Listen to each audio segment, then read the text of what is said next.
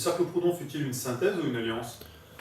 Alors le cercle Proudhon, qui était donc la réunion de certains militants de l'Action française et certains militants du syndicalisme révolutionnaire, ne fut pas, ne fut pas une synthèse ni une alliance, mais c'était effectivement un souhait de synthèse qui a échoué par l'impossibilité de son alliance. C'est-à-dire, si je m'explique, c'est-à-dire que le cercle Proudhon, c'est un peu c'est une tentative de synthèse, c'est la tentative de synthèse Sorel-Maurras, donc des idéologies soréliennes et des idéologies maurassiennes. Mais dans les faits, au niveau des mouvements, il n'y a pas eu d'alliance entre l'Action française et le syndicalisme révolutionnaire. Mais ça ne veut pas dire que, au niveau des idées, cette synthèse ne serait pas possible. C'est-à-dire que ça dépasse finalement, ça dépasse les mouvements et ça dépasse les hommes. C'est-à-dire que Sorel et Maurras ne se sont pas rapprochés d'une certaine manière plus que ça, mais et les, les- la tentative de synthèse de leurs idées a donné quelque chose d'intéressant avec le cercle Proudhon. Mais ce n'a pas, comment dire, ça ne s'est pas transporté au niveau effectif, au niveau institutionnel, si on veut, au niveau national. Mais ce n'est pas pour ça que la synthèse n'est pas possible. Donc, donc la synthèse Sorel-Maurras, elle est possible. Le cercle Proudhon a essayé, l'a entrepris et a essayé de la mettre en place. Et c'est là que ça a été un peu plus difficile.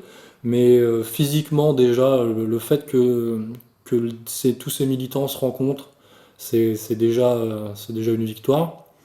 Et, et si le cercle Proudhon ne peut pas se comprendre à l'aune de la synthèse Sorel-Maurras ou à l'aune de l'alliance, de la possible alliance Action française, syndicalisme révolutionnaire, elle se comprend quand même, cette expérience se comprend quand même beaucoup mieux quand on analyse, quand on découvre qui étaient Berthe et Valois et qui étaient-ils même dans leur rencontre. Donc c'est ça qui... Ils ont incarné d'une certaine manière cette synthèse. Et ce que je veux dire par là, c'est que si elle n'a pas existé dans les faits, cette synthèse est possible, mais pas seulement au niveau des idéologies soréliennes ou maurassiennes, c'est même au niveau de toutes ces thématiques d'union sacrée, de, de, de jonction entre des nationalistes et des hommes de gauche. Voilà. Donc, pour tout ça, c'est vrai que c'est un laboratoire et le cercle Proudhon, c'est quelque chose à creuser. Et, et ER, d'une certaine manière, continue sous une autre forme, peut-être continue cette synthèse. Et puis c'est très intéressant et je ferai remarquer que bah, maintenant ER a 7 ans d'existence et on a dépassé les 2 à 3 années du cercle Proudhon. Donc continuons comme ça. Que s'est-il passé après le cercle Proudhon? Après le cercle Proudhon, ben, comment dire, c'est la fin du cercle Proudhon coïncide avec la Première Guerre mondiale. Et le cercle va disparaître. Il a disparu déjà quelques mois auparavant, avant le véritable déclenchement de la Première Guerre mondiale. Les protagonistes vont s'éparpiller, donc c'est la fin. Chacun finalement va retourner un petit peu à ses domaines, c'est-à-dire que Berthe, bah, bon, Soral va décéder en 22. Berthe va continuer son travail dans le syndicalisme, enfin, je veux dire son travail de réflexion autour de la question du syndicalisme. Valois va partir à la guerre et il reviendra, il va se fâcher avec Maurras puisqu'il va reprocher à l'action française de ne pas avoir su profiter d'une certaine manière de l'après, de l'immédiat après Première Guerre mondiale et d'avoir laissé la place aux républicains Voilà, il lui reproche un manque de combativité, même bon, apparemment d'autres dissensions qui les concernent. Donc Valois va rompre avec l'action française, vraiment violemment. Euh, Puis il fondera le faisceau en 1925. Il essaiera par là de marcher justement un petit peu sur la F, et en même temps qu'il essaye de marcher sur la France.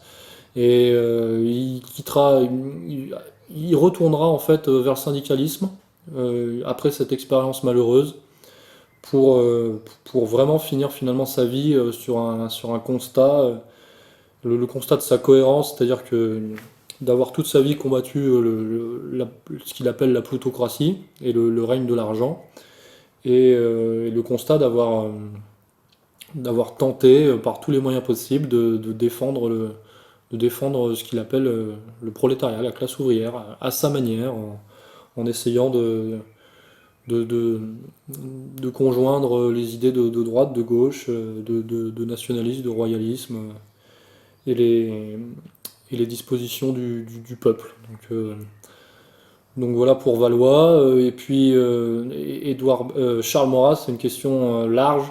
Je peux pas l'aborder ici, mais après la Première Guerre mondiale, l'AF, comment dire, va un petit peu, oui, c'est ce que lui reproche Valois, va un petit peu décliner par rapport à la République d'une certaine manière triomphante, hein, sur les décombres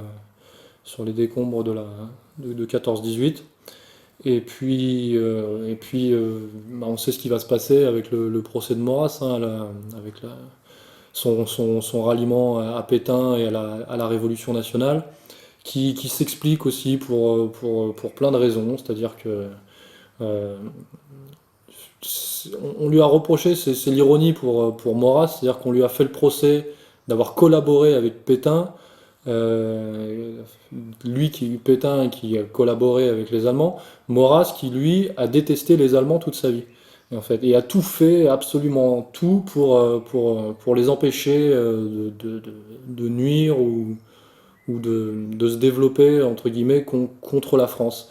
Et c'est ça l'ironie du procès de Maurras, c'est qu'on lui reprochera on lui reprochera son propre cauchemar. Donc c'est quelque chose d'assez intéressant, mais je vais pas rentrer là-dedans. Donc la question c'est que se passe-t-il après le cercle Proudhon?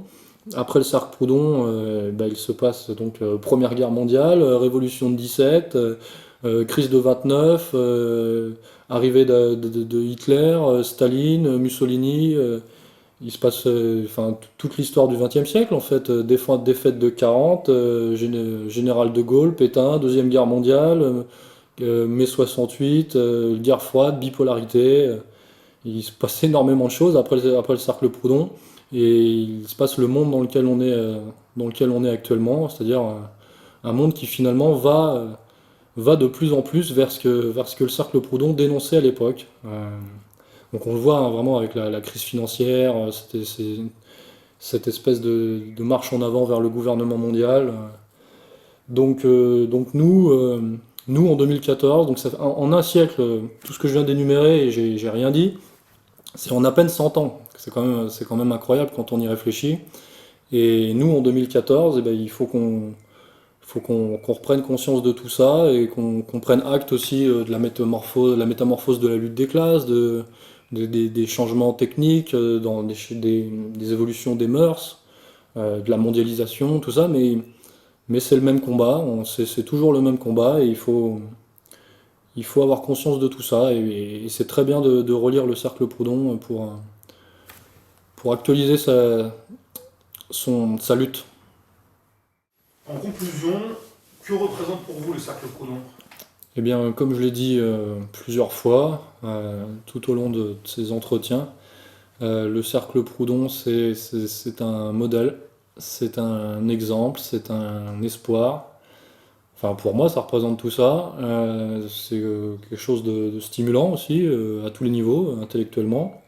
C'est aussi agréable à lire. Moi, ce que j'essaye d'en faire humblement, c'est de faire du cercle Proudhon un mythe au sens où l'entendait, où le conceptualisait Georges Sorel, c'est-à-dire quelque chose de mobilisateur qui pousse à l'action, en fait. Et c'est comme ça que Georges Sorel concevait la grève générale. C'était le mythe des prolétaires. Eh bien, pourquoi pas le pourquoi pas le cercle Proudhon pourrait être le mythe d'égalité et réconciliation. Ça serait intéressant. Et voilà, je pense qu'en 2014, si on veut être conséquent dans le champ politique, puisque je connais des gens qui ne veulent entendre que de parler de lutte des classes, ou d'autres qui ne veulent entendre parler que d'identité nationale ou ce genre de choses. Euh, Moi, je pense que c'est par ces unions intelligentes, hein, qui dépassent un petit peu tous les clivages. Mais vraiment, quand je dis intelligente, c'est pas juste l'union pour l'union, parce que sinon ça donne un fatras incompréhensible.